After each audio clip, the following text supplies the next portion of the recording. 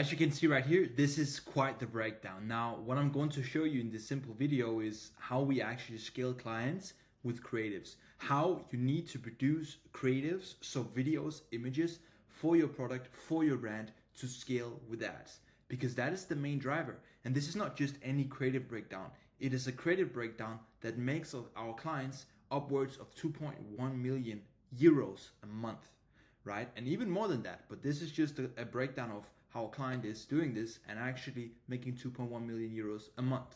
So this is not some, fugazi 10K a month strategy. No, it's literally at a high level how you can use creatives to scale to millions a month, right? Millions, not just 500K or 1 million, 2.1 million. And, during Black Friday, Cyber Monday, obviously 4 million, 5 million a month, right? So this is hefty. Now, this is the exact steps you need to do this for yourself, how to do it, what content you should produce, how you're going to produce it, what models you need, what messaging you need, etc., and how to actually source this content, right? So I'll walk you through it in this video. So let's just get straight into it. Let's just not waste any more time.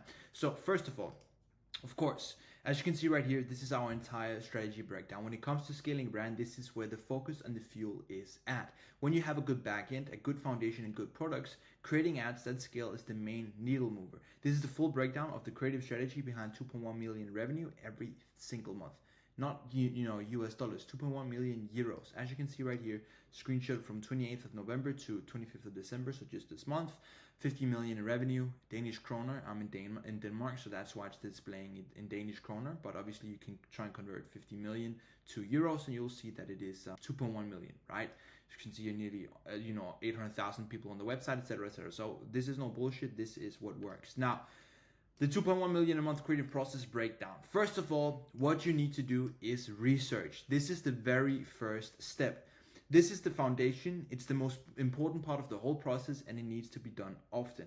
We need to present our audience with solutions to problems they did not even know they had. This is what allows them to resonate with our brand and take action on our ads. The sole purpose of this is creating ads that can run for months to years, like months, even years. Like we've ads that have been running for years. They're so good and they resonate so well with our audience, and they are so evergreen that we can run these ads for years. And as you can imagine, that's a lot of data, that's a lot of ad spend, and that is a lot of customers. So you don't need more than 2 to 3 ads that are doing well to be able to scale to 6 and even 7 figures. This is how we do it. So let me show you exactly how we actually do our research to kind of help our clients, and sometimes even do this for our clients to create these creatives and this content.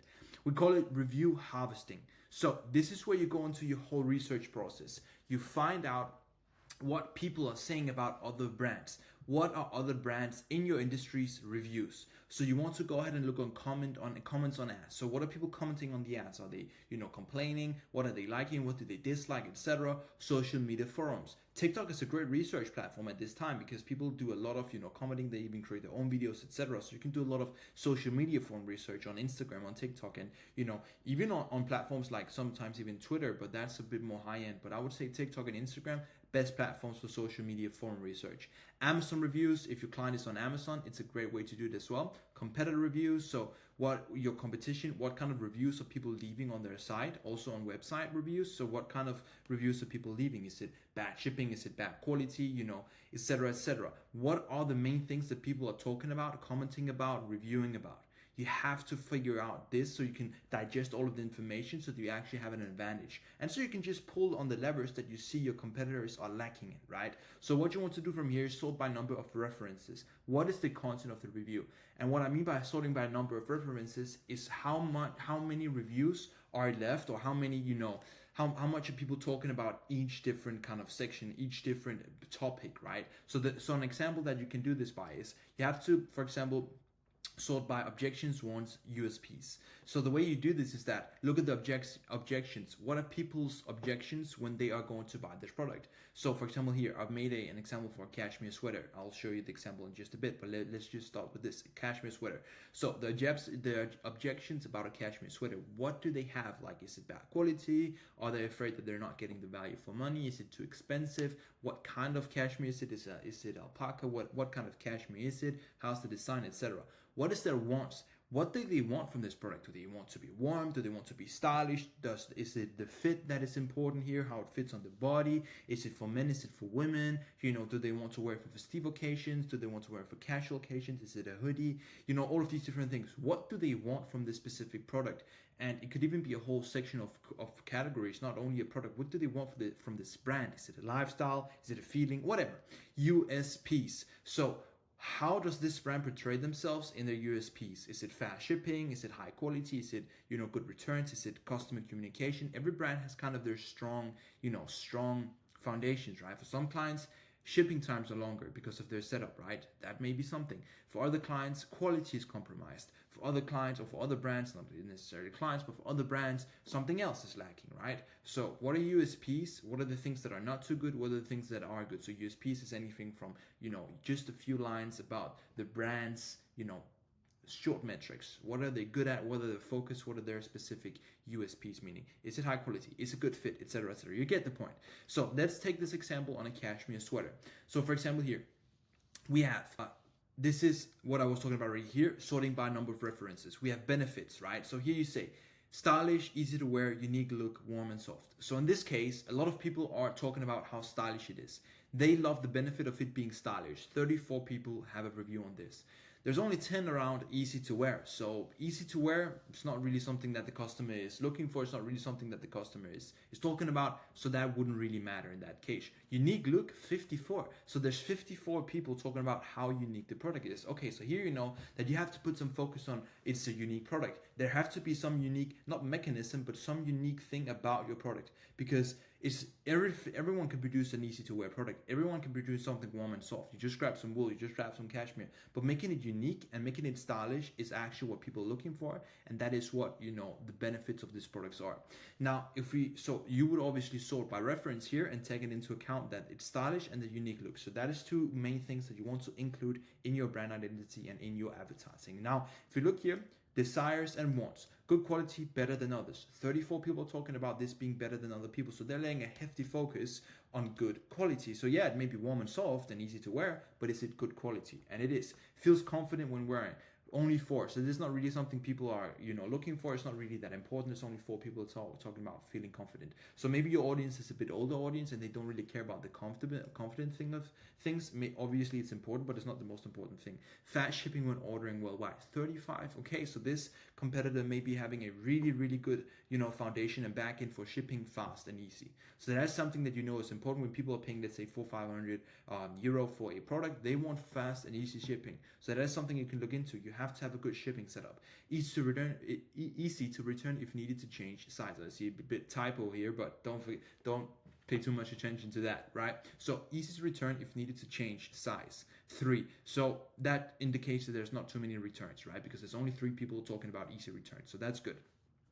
So that is the desires and wants. If you go on to the objections, what are people talking about? Is it worth the money? So maybe you notice that a lot of people, 54 reviews or comments or whatever, are talking about, is it worth the money? Is it something that I really want to spend, a few €100 on? Is it actually worth it, or should I just go buy some other brand? Does it feel well on the body? 16. So that is, a fair amount of people talking about how it feels on the body, right? How it fits. Then we have how is it different from other cashmere pieces? 29. So here is very much about if it's worth it and is it different from others, right? And that those two kind of ties into each other. So here that the objections are worth it, and how do they fit, and how is it different, right? So here you have to kind of position yourself to really answer these questions in your advertising. Is it worth the money? So you can do stuff like, I'll get into how you can create this kind of setup, but you have to get into like, why is it worth the money? Is it the quality? Is it, how it's knitted? Is it the procedure of producing it? Is it where you source your product or your materials? And how is it different from other cashmere pieces? So how do you do different from other brands? Is your shipping more, climate friendly, etc., etc.? All of those different things. You get the point. You have to answer these questions or these objections throughout your advertising for you to answer people's problems before they even, have the time to ask them. So moving on from here, we have what we call internet browsing. So what you want to look at here is basically just take inspiration. So you have other brands, Reddit, TikTok, Google, Instagram, and websites.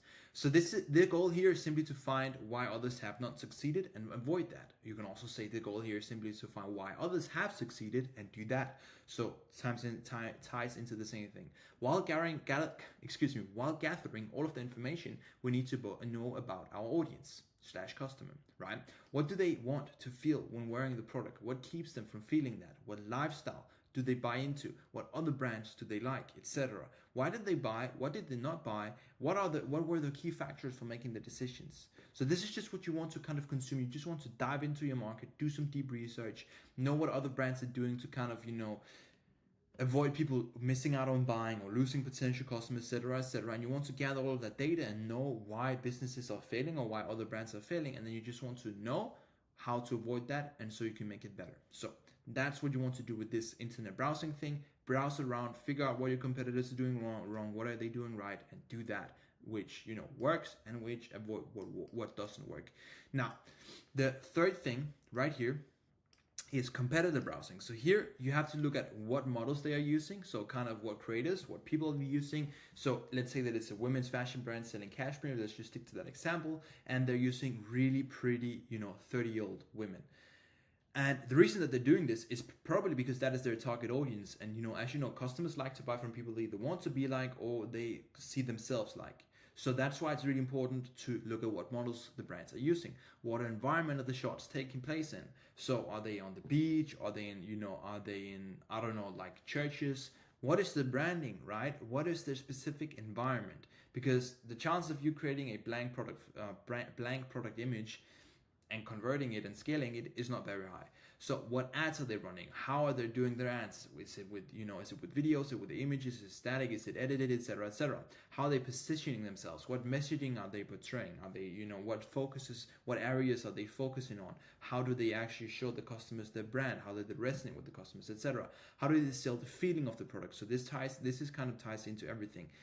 That ties into the model, the environment, their messaging, and how they're positioning themselves. That is the feeling of the product. Is it a lifestyle? Is it a specific outcome? Whatever. The focus here is to find what is working and replicate it. Obviously, make it your own, but no reason to reinvent the wheel. If it's working for them, it'll work for you. The first few sales will come from doing what is proving to work, but with your own twist on top. Once you've built momentum, you can start going your own way and creating brand new concepts. So the main thing you want to do here is simply replicate what is working, add your own twist on top, and then do that. Then scale to whatever level you feel comfortable so you have enough cash flow, and then start doing your complete other thing. Because once you have capital, you can test new concepts and you can actually afford to fail on those concepts. Here, you simply cannot afford, or maybe you have a lot of capital, but it's just more ideal to get that money in before you start testing things that have a higher likelihood of failing, whereas doing things that you already know have been proven to work before. Now, when you've done all of this and combined the research you've gathered, you now have a clear picture and understanding of what is working already. You have different ideas of what ads to run, what lifestyle to portray, and what models to use. You know what objections you need to assess because of the research you've done. The messaging to your customer becomes clear because you know them. So this is the entire goal of doing all of this is literally just to know everything about your customer, everything about your brand, and everything about how to position yourself and start selling to a customer so you can actually create the content that is going to sell. Because this is how you base the foundation on a creative that you can scale and put 7 figures behind of ad spend on and diversify onto multiple platforms and leave running for months and even years. This is the foundation of it. Now moving on. From research. This is building your ads. Most brands ponder on this for too long, but you should not. If you've done your research, you know what kind of lifestyle, what you need to sell, what messaging you need to have in your ads, tailor to your own brand and improve it. So the main thing here is simply to create your ads. So I'm going to show you exactly how to do that right here. So use proven content ideas. Style 1, lifestyle, product snapshots, model focus, style, look, etc. Offer introduction, product close-up, highlights, features, highlight USPs. So this is the main style you can use. First of all, let's say that this is a video. You introduce a lifestyle in the first clips. You let the person know what lifestyle you're appealing to so you catch their attention. Then you have product snapshots implemented in that lifestyle. So you take your product into that lifestyle, you showcase it in multiple different settings throughout that lifestyle video. You showcase your product in different settings, how you can wear it, what it can be worn for, etc., etc. Then you also focus on the models, how they styled, how did they look, zoom in their faces, showcase what model is wearing this piece, so that the customer can see themselves in that model's shoes, and so they can relate and see, what kind of person is wearing this product. Then you introduce your offer. So for example, here you can put on the screen 2 for 1, 20% off, free shipping, whatever it is. You have to have an offer, you have to have an incentive. Then you do product close-up. So here you focus on the details of the products, right? You showcase maybe you have a knit. Let's stick to the cashmere thing still. You have maybe knit, how the product is knitted, how the cashmere is knitted, how it's produced, how it looks up close, what the details about it. Does it have thrills on the sleeves? Whatever it is, highlights and features. So it could be your shipping, it could be the way that it's made, it could be like popping up text, 100% cashmere, organically produced, whatever, and then highlight USPs in the ad copy. So this in the ad copy or on the video, so it can be free shipping. So I would say highlight features that should be around the product. So as I said, 100% cashmere, handmade, whatever. USPs, free shipping, easy returns, 1,000 happy customers, 10,000 happy customers, 5-10 years in production, whatever. Those are USPs. Those are more like brand focused, and highlight features are more product focused. So that is for the video, and this is the exact frame we can use. As I said, think about it like this: first 3 seconds lifestyle, next 3 seconds product, model focus, then offer introduction, product close-up. This is the exact way you should structure your video, and do it in this order. Style 2, static image, text overlay with offer, clear messaging, lifestyle plus plain, multi-product frame. So what I mean by this is that you have your static image, you put text overlay with your offer on top of that image, you have clear messaging, you have lifestyle images, but you also have plain images in between that, and then you have a multi-product frame. So you can put multiple products on this static image. Then you put your incentive, CTA, benefit, unique mechanism, shopping experience. So what this could be is call to action. Could be shop now, shop today. Then the benefit, if they shop today, is shop today, get your product tomorrow. Shop today, get 10% off. Unique mechanism, what is the unique feature about your product? Shopping experience, could be easy returns, it could be fast shipping. As I said, many different things you can implement here. So you have to give the customer the whole picture of how the feeling from buying this product to them receiving it look like right from the first get-go, right? Then you create your creatives. Your content creative / creative should appeal to a specific persona. If you're for everyone, you're for no one. That is a statement you've probably heard before, right? So make use of models, creators that your ideal customer would want to look like or aspire to be like. Write down content creative ideas and come up with good, simple locations that appeal to your customer. Make sure the environment matches your products and actually makes sense to use where in the given circumstance. It should be easy to comprehend and relatable. So this is really, really, really important. Choose the right models that look like your target audience and that they want to look like or be like and that resonate with your product. Write down content creative ideas and come up with good, simple locations that appeal to your customer. So shoot your content in locations that your customer can see themselves in. So if it's a tank top, specific tank top made from a silk blend, you have to shoot that perhaps on a beach or in a warm environment. If it's a cashmere sweater, shoot it in the snow in a nice location in Switzerland. That's maybe going too far. If you're a new brand, obviously don't go to Switzerland, but you get the point. Make your environment appealing to your product so that it appeals to your customer, right? So it should actually make sense to use and wear in the given circumstance. And that's why the plain background images and videos, they usually don't work as well. Simply because why wouldn't someone wear it? They don't see themselves wearing it with a white background in the back. They see themselves wearing it in a different setting, right? So you give there's no imagination that gets activated when you show people a blank product image or video. So that's why it has to be easy to comprehend and relatable. Then make it aspiring. Allow your customer to indulge in the lifestyle and feeling you portray. So allow your customer to really consume this content and be like, oh my God, this is amazing. This content is really good. This is something that I actually like. Just like when people go on Pinterest or on YouTube to get motivated, or, they see a movie to get motivated, to get inspired. This should be the vibe of your content. Your brand identity should stay in their head after they've seen it and be like, damn, this is good content. There should be no doubt as to what type of person we're selling to, from age to gender to how they look. They need to be able to see themselves wearing, using our products in the given creative.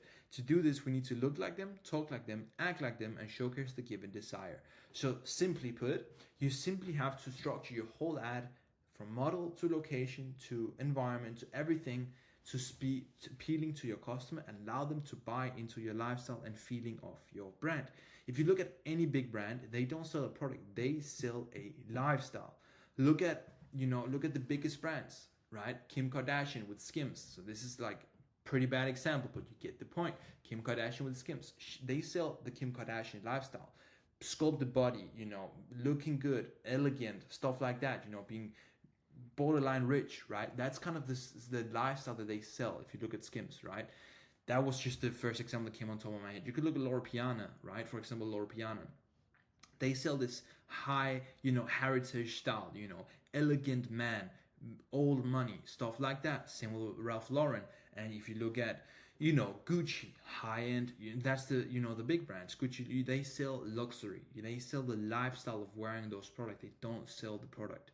So that's the point. Now, moving on from this, have a standout effect. Your ads should be eye-catching, provoking, or controversial, but still authentic and relatable. You need to be able to catch your customer's attention in some shape or form and draw them into your identity so that you have the frame, whether this be looks, locations, or messaging. So what I mean by provoking or controversial is that, let's say that you're selling a bikini, right? That is controversial because that is, looking pretty, you see a lot of, you see a lot of the body, you see a lot of skin. So having a controversial, provoking bikini ad, you usually see those bikini brands doing extremely well. Simply because people it grabs attention, right? When people see a pretty girl in a bikini, it grabs their attention. So those ads get a lot of attention, of likes, therefore they get pushed, therefore they get more attention, and therefore they scale, and therefore people buy. So that's why you see a lot of bikini brands having, really big followings, etc. Because people like to look at the content, right? It's pleasing to people's eyes, as provocative as that sounds, it's basically just the truth. And that's why you see any big fashion brand selling to especially women. They usually have really pretty models simply because it's pleasing to the eye. People like to look at beautiful things, and that is just a fact, right? People like to look at beautiful things. Same thing for Loro Piana. They use good-looking men simply because it wouldn't make sense. Not to call anybody out or say anything drastically, weird, but it wouldn't make sense to use an overweight guy dressed in a Loro Piana suit. You get the point, right? So it's very important that your ads are eye-catching, provoking, controversial, but still authentic and relatable. So people still have to be able to relate to it. It shouldn't be like all over the place and be like, okay, what is this? This is too much. No, it should just be eye-catching, but still authentic. So this is the exact thing you can do. You can do it. This was just an example of looks, right? If we go to locations, you could be in an extreme location. It could be in some crazy place in Europe. It could be at a skyscraper. It could be behind a big, tall building. It could be in a museum. Like, it has to be like that. It has to be some kind of standout effect that catches the customer's eye. And it's like, whoa.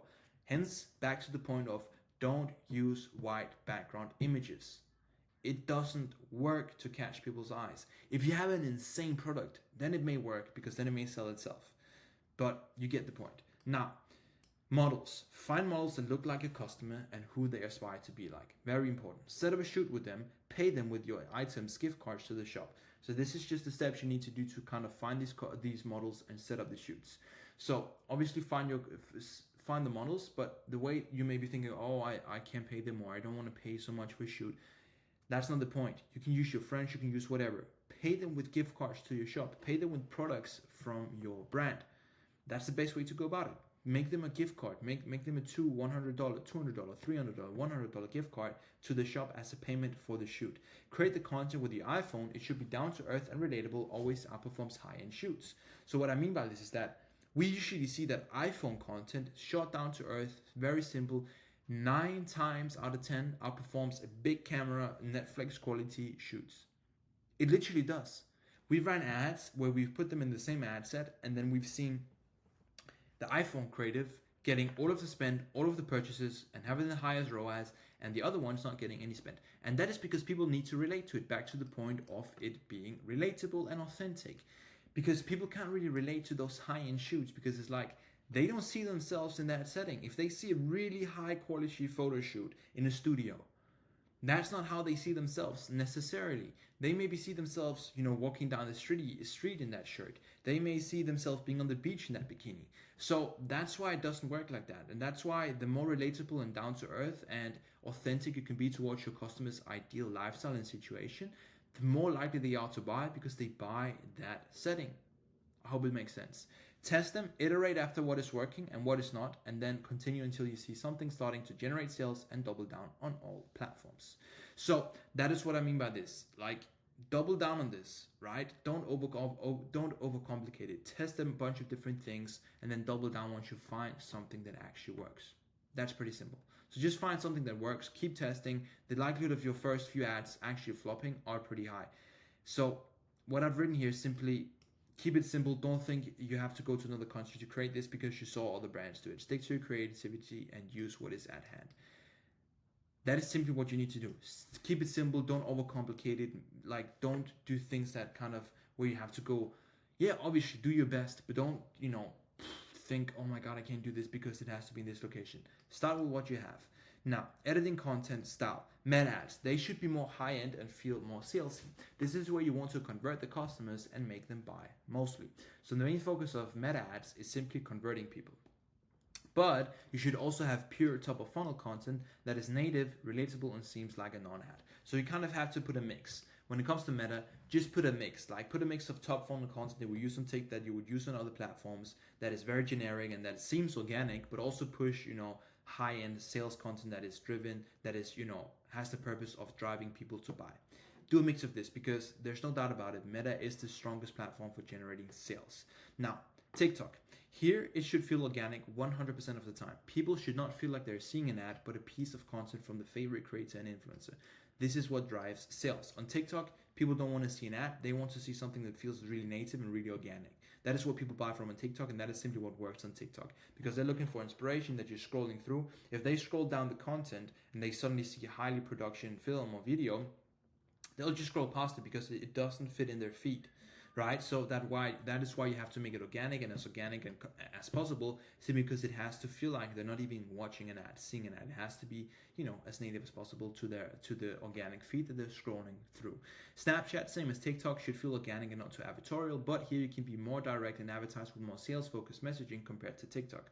We want to break patterns on both platforms. You should know what content your customer consumes organically because of your research. So make content, not ads. The most important thing here is that you have to interrupt the scrolling pattern so that you catch people's eyes, but you should also know what your customer wants to consume. So you can make it on Snapchat a bit more like high-end, high quality, but as compared to TikTok where it really has to be organic and native.